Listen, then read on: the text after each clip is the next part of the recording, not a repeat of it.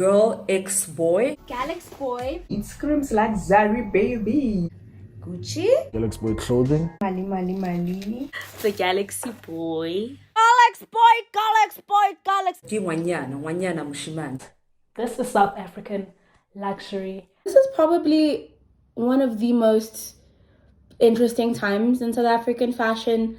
More than ever, it's easy to come across local talent experimenting, innovating, and like really pushing the envelope. Yet, despite all that, one of the most desirable brands amounts to luxury copy pasta. Founded in 2008, Galxboy is a South African streetwear label that has made some of its fame and some of its controversy around bootlegging really popular designer items. From Chloe sunglasses to the Louis Vuitton Alma bag, there isn't anything particularly new, experimental, or innovative about this brand. Bootlegging refers to the artistic appropriation of existing products. When you modify the identifiable features just enough that the new product still harkens back to the original, no one can get sued, and there's a really cheeky twist on whatever the existing IP was. And one of our most famous bootleggers is, of course, Dapper Dan, born Daniel Day, the African-American designer who manipulated Gucci, Fendi, and Louis Vuitton logos, materials, and even waste into some of the defining aesthetic of Black luxury in the 1980s, whose work has long held influence over streetwear and fashion as a whole to this day. But what makes Dapper Dan different, and maybe some might argue better, than Galxboy is that Dapper Dan's work epitomizes the crux of what makes fashion, which is just newness.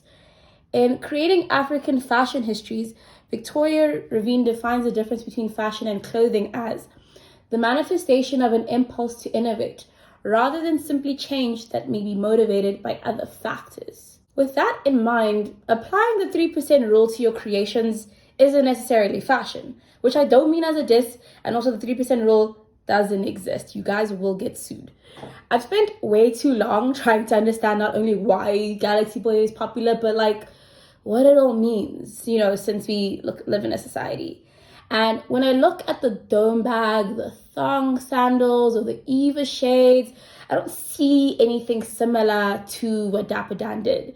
Dapper Dan literally invented a leather printing technique that allowed him to plaster Gucci logos all over car interiors so rappers could match their rides to their girlfriend's purses. That is innovation to me. He upcycled designer shopping bags and thought of new ways to wrap these logos and symbols into fox fur coats, velour tracksuits, and even Kevlar vests. These were more than just counterfeit goods. They weren't just imitations of existing bags, belts, and shoes, but what he referred to as knockups. He adapted the symbolism and clout of these big labels and then adapted them to Black culture. And his designs emulated the look and feel of these European institutions, but they were so distinctly Black. They were so uniquely Dapper Dan. It also wasn't just that Dapper Dan's goods were offered at lower prices. In fact, some of them could be really, really expensive, or that these were the first or only interactions of luxury available to his community. But it's also that his designs thought to go to the kind of places where the French and Italians and the other Europeans would never ever think to go, because they were never ever designing with Black people in mind. And I guess you might make a similar argument for Galxboy. I'm sure there's also a connection someone can make about how a tour of Africa sparks Dapper Dan's design sensibility. I'm just not gonna make it. It feels like a reach. And I see a lot of people refer to Galxboy as their introduction to luxury. It's like a good starter bag.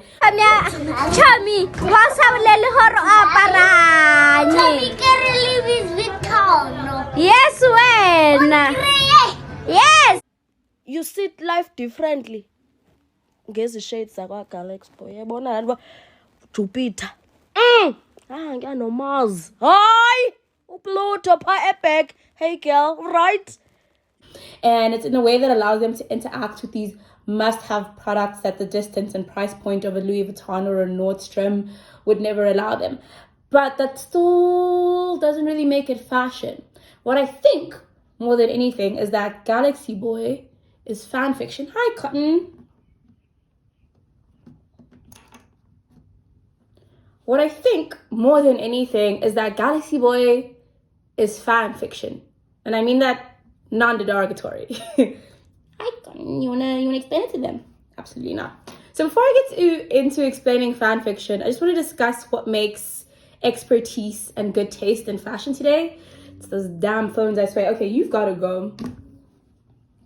So the brand's founder, Thatiso Dube, was introduced to luxury and heritage brands the way most of us are, through the internet. With my background being from the hood, I wasn't really like connected to the world. So I discovered things like the internet. I discovered brands like Louis Vuitton.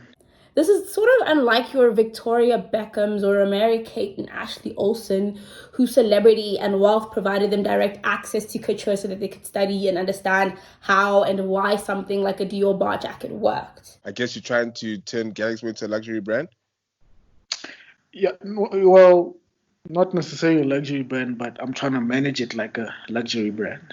I'd argue that today, luxury fashion is absolutely not defined by craftsmanship and skill, but rather the ability to perform really excellent marketing and public relations. I just started something.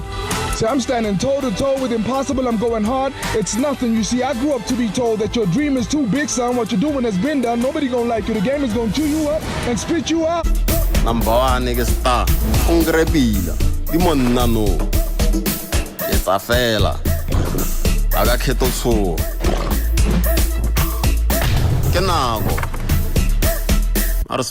In Bourdieu's field of fashion, it's understood that fashion or taste is determined by the minority ruling class whose access to social, economic, and cultural capital provides them the power to dictate trends and style to the majority.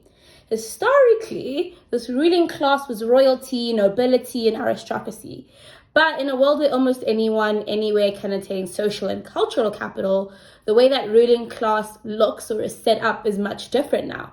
Of course, this isn't to say that economic capital, which is often required to create other forms of capital, isn't relevant. In fact, it's kind of more relevant than ever before in some weird ways.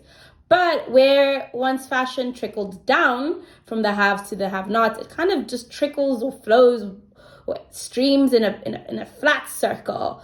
Like poor and working class people can determine and alter trends that upper class people will seek to replicate.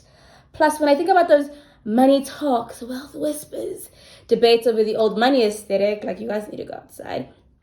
It's also much easier to fake economic capital when you only exist behind a phone or computer screen. Like we all are really familiar with these sort of cues and little hints that indicate wealth. Even if we don't necessarily have it, it's so much easier to fake it when no one's like there in person to see that you're wearing polyester instead of silk. And also considering now that a lot of luxury brands aren't using really expensive materials like silks and cashmeres, and they're also opting for nylon and polyester satin the same way your mass market brands is. There's not that much to distinguish you from the poors in a way that would have been so strictly defined in the past. Plus, we don't have things these days like sumptuary laws, which was sort of a concept you get like in your 19th, 18th century, 17th century, actually, yeah, in the past, where people were actually prohibited from wearing certain gems or precious stones or certain materials in order for poor people to not end up looking like their wealthy superiors. George Simmel's theory of fashion adds that fashion comes from the tension of certain groups and individuals needing to differentiate themselves from the outsiders. As soon as a look, item, or a trend becomes really widespread, then the elite will look for something new to maintain this hierarchy. They need to constantly differentiate themselves from their lessers. In the same way, those outside the look will create their own distinctions to separate themselves from their superiors, who may take to appropriating their creations to meet their needs for individuality and newness. And it just sort of goes on and on, like spokes on a wheel, you know. One rises, one falls until the end of time. I don't know if you can tell, I've been rewatching Game of Thrones. But in an increasingly industrialized world where any product can be quickly and easily reproduced for the masses at a fraction of the cost, people in luxury brands satisfy their need for individuality and distinction through trademarks and logos. The objects themselves, the designs, no longer matter. It's all about the symbol. And the best luxury brands, or let me say the most profitable luxury brands, are really good at creating a myth around themselves. It's like the hottest club on a Friday night, and your entry fee is a pair of interlocking G's, or being able to ID a knockoff with your eyes closed. And there's the myth and the value of these brands lie in how they maintain a social order. They demonstrate who's in and who's very much out. And this is why bootlegging is often seen as radical. It disrupts the social order by toying with the most precious thing to these producers, to these arbiters of culture, their icons and their names and their branding and their symbols. In 2015, Dapper Dan described the power of the logo to the cut. It signifies status and money, which go hand in hand. The thing is, you can have the status, but nobody will know you don't have the money. He wants to be me so bad. I literally just said that. I suspect what draws people to most of these logos and names is how these symbols of wealth have also become a global lingua franca, the most widespread vernacular. It is just a really common language. I think globalization brings a constant clash of culture, tradition, and lifestyle to the point where everything kind of starts to get flattened into whatever the dominant culture is able to get everyone into. But I think what's cool or interesting, I don't actually think it's that cool, is that you don't have to understand a certain word or understand etiquette and social cues to know what a Louis Vuitton logo means, or what kind of person can afford to scuff up a Birkin. It's sort of a universal understanding, which is kind of the thing I really like about fashion, is in that it's one of the sort of like most accessible forms of communication. To an extent, I think we can all understand what certain things mean because we just have to look at them and feel them and understand that like some things are expensive, some things are pricey, some things are laborious to make, some things represent certain subcultures and groups without ever having to speak to each other, which is a world I want. I'm tired of talking. I wrote a while ago, there are no tribes anymore, so everyone finds community in aesthetics and brands. Brands that are supposed to connect emotionally with the consumers. Consumers always want to belong. They want to belong in a certain group of people that, you know what I mean? Just like people buying from Woolworths instead of Checkers or Pick and Now Pay. they want to be part of the rich guys that buy Woolworths. Yeah. And you'll find out that Woolworths buys from the same farmer, buys the same apple same farmer that Checkers buys from. Right. It's just the image now. Yeah, it's just the image and the packaging. And now instead of the butter container being rectangle, they make this circle. Yeah. Yeah. That's basically what I'm trying to do with the brand now. There's something Simil says that makes me think of fashion as a sort of like answer to isolation and ostracization and just like feeling on the outside.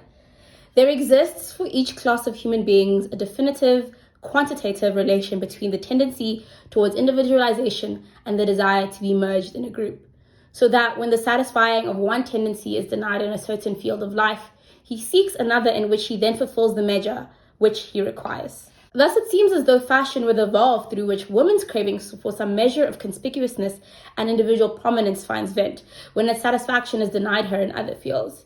It kind of just sort of explains to me why women, queer people, Black people, really anyone who experiences some kind of marginalization are so drawn to fashion. It allows people to find the kind of community and acceptance they can't really find elsewhere. And that's the most essential key when I talk about managing something like a luxury brand, when it comes to being able to build that mythos, when it comes to getting people to invest in something. And I think it's also worthy of note that there's also this really proud illicitness to bootleg items as well. Like getting a knockoff is tacky and desperate and trying too hard, right? But proudly flaunting that not only do you know the luxury item being referenced, but you're also not afraid to desecrate it, to scuff it up, to make fun of it. And there's something kind of honest and candid or cheeky about showing you're the kind of person who may want a monogram, but you're not so status obsessed that you're gonna go and opt for a fake. You're gonna go meet that wherever you're at. If you like the Louis Vuitton Alma BP bag and you can't afford it like me, you're broke like me. Like, you're not one of those idiots who can't tell between fakes and real items, so you purposefully buy a really bad copy. Okay, I am not going to be able to talk while doing my eyeliner. Give me a second. So if you're curious, I'm actually getting ready for work. And I figured it made the most sense to just do this while I got ready for work. And I would, one, save myself a bunch of time. Don't have to wake up much earlier. And I finally would find something to do with my hands. Anastasia Fedorova, who curated a 2020 exhibition at London's Fashion Space Gallery titled The Real Thing, which focused on bootlegging as a creative practice. Oh God, sorry. I haven't even eaten. There's a lack of where subcultures used to be because these days everything merges and everything is accessible. There's a need for a meaningful symbol of belonging, which fashion brands can be. It's an inherently political process. You can really change the meaning of something and adapt it to your community. And what about that doesn't remind you of fan fiction? Galxboy is fan fiction in some pretty obvious ways, right? It worships and is inspired by an existing IP. It aims to improve upon the original by allowing the viewer, the audience, to make themselves an author and a part of the creation process. It gave us the After series, and it also allows authors without the resources to experiment and trial and error things to really hone their skills. I always mention that fashion is a really tricky business, and there's value in being able to learn and perfect your business management, your sourcing, production, and quality control and customer service without being bogged down by trying to invent a product that you think will sell because the market research is already there. Speaking of, by the way, a long time ago, I did ask for comment to try and figure out exactly where Galxboy is producing their stuff. I know they're doing it overseas because I've seen clips of like quality control checks in what looks like a factory in Asia somewhere, probably China. In fact, I think he has actually said that. I don't know if I'll look to verify that. But I do think it's also of note that, I mean, of course, I always try to encourage local production as much as possible, but to produce the kind of products they're producing, that is really difficult to do in South Africa, especially at the kind of cost that Galxboy is selling their items at. And also things like trying to produce sunglasses and stuff is really difficult to do if you're not going to be producing them in like super large quantities and you don't have access to the kind of millions you would need to establish a supply chain like that in South Africa. And I didn't want to make my stuff locally because the quality was whack. Yeah. So China was the only way for me. My favorite thing about fan fiction actually is how collaborative and open it is and how it's so built on community. You know, most fan fiction writers receive input from their readers. They can make changes as they work based on that feedback. They talk back to their readers directly in their work. You know, the fan fiction belongs just as much to the original IP holder as it does the person writing the fan fiction, as it does the person reading the fan fiction, which is pretty cool. And I think, like, if you think about it, like a running gag on Twitter is that you'll often see people tagging Galxboy and TOTE and on images of other designer products, asking that, you know, they replicate that for their next drop. And to Galxboy's credit, they seem to deliver on that most of the time. And I think that's pretty neat. I think there's something to be said about a brand that actually does sort of service its community, that builds an audience and rightfully works with them and actually, you know, constantly engages with them and seems to try their best to deliver what those people want. And yeah, I guess there is also something to be said about why consumption is our answer to isolation and the need for community. So TOTE describes his work as masstige, and that's kind of the middle ground between mass and class, sort of your freemium, your more attainable luxuries. Mass manufactured, delivered at a slightly higher price point and slightly higher level of quality than what you might get at a fast fashion retailer, though I'm not sure. I guess you could call it a contemporary like level of products. You know, if you get high fashion, then you get contemporary, and then you get your mass market, sort of that middle ground. But that is just interesting to me, the ability that we're all willing to pay a slightly higher premium because we're getting what am I saying? That's just interesting to me, actually. I think that's it. No further comment. I just think that's interesting to note, seeing how this brand is sort of being managed. So I guess it kind of brings me to something I had read on the Harvest Business Review about how young people are getting married much later and later in life because you don't want to be out here. And without access to the kind of things our parents and grandparents had access to at our ages, like property and family and the ability to get a loan or being able to touch grass on the weekends, we're looking to products more than ever before for self-fulfillment. And I think about like how the self-help mafia is so far reaching, and we're inundated with messages about how our actualization and our peace lies in treating ourselves and spending the little money that we do have on these little bursts of joy whenever and however we can. And since our spending habits aren't reflective of our income levels, we're also inclined to invest into, and like really heavily invest into, forging this identity for ourselves, in crafting a particular experience of the world, in making our image. Just because also that's sort of where most of our value lies now. We can't rely on the kind of things for value and worth that people may have been able to in the past. And plus, with the influx of like social media and the internet and everyone being able to be an influencer, the most important thing to any person right now is just really crafting and perfecting an image. And I guess if that comes to what Galxboy means, you know, in the grand scheme of things in our society, I guess it's kind of, it just reveals how closely we've tied brands to our identities, how far reaching late stage capitalism is, and that we have come to understand ourselves through, we come to understand ourselves through these objects. Even if you're someone a little bit more subversive, if you're a Rick Owens girly, or if you're into one of those if you know labels, we still wrap ourselves in our being and our worth and our value into these items. So as Chris Kraus puts it, we grasp at symbols, talismans, triggers of association to what's forever gone.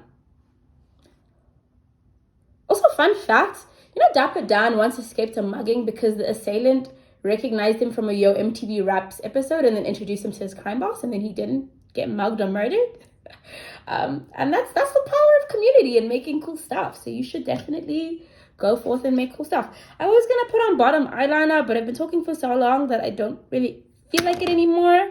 So I think I'm ready to go to work. Anyway, Happy New Year. I know it's the 17th of February, but it's the 17th of February and I'm recording this. I also think it's really interesting. So I wrote all of this down like 3-4 days ago, or just like, I think it was like the day before the PHORE appointment in Louis Vuitton.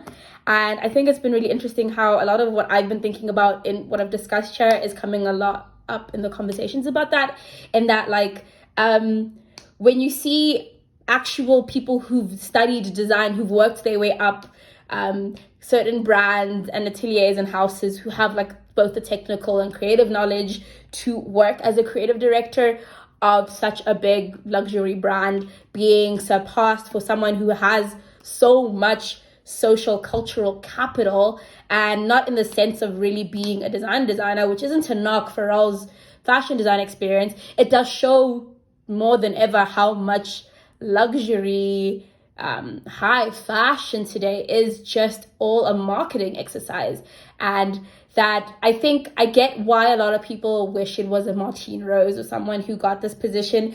I think that if you really think about where fashion has been heading in the past couple of years, this makes the most sense for Louis Vuitton. And I can actually really imagine that this whole partnership or this appointment is going to go down really well for them, because that's what sells the majority of their best-selling merchandise, which is your accessories, your fragrances, your little like, you know, the bags and stuff. It is cultural cachet. It's the next it bag. It's, you know, it's appealing to the hype beasts and the hype bays. And I see Pharrell doing that really well. And I feel like if we really want to hate on Pharrell, like, let's just hate on him for real. Like, yeah, I'd be plotting on his downfall because I'm just a hater in general. It's not actually anything about his like worth ethic or his experience. I still remember his new black comments, which I think is so funny. No one has brought that up.